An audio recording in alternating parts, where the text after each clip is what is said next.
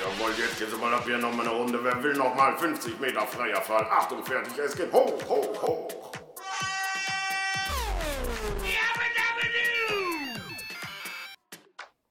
Hallo, mein Schatz. Ja, ich bin gerade noch am Arbeiten, aber ich komme bald nach Hause. Ich freue mich auf dich. Dann gibt's noch mal eine Runde. Achtung, fertig, es geht los, los, los.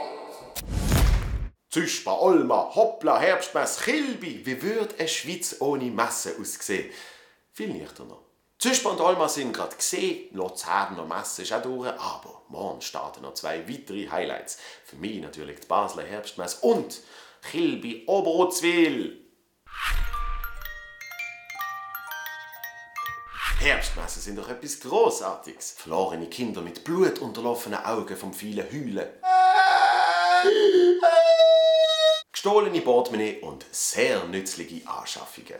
Ich habe mir zum Beispiel mal das Saftpress-Set gekauft. Schön, nicht? Oder dann hier das grossartige Kleiderfaltbrett. Beides noch nie gebraucht, dafür braucht es sehr viel Platz in meiner sehr kleinen Wohnung. Yay!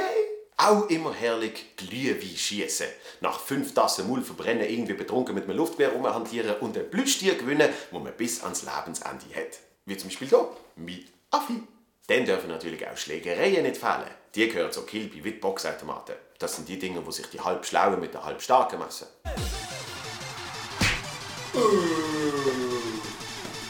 Autoscooter verstand ich aber nicht. Für so etwas würde ich nie zahlen. So geht es doch täglich zu einem Rush-Hour-Verkehr. Das Essen ist aber toll.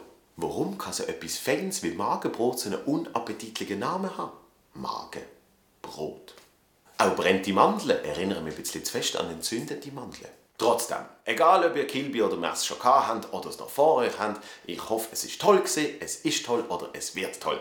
Ich jedenfalls freue mich riesig und mir jetzt musikalisch schon mal drauf einstimmen. Jawohl, jetzt geht's mal ab hier noch mal eine Runde. Wer will noch mal? Jetzt geht's hoch, hoch, hoch.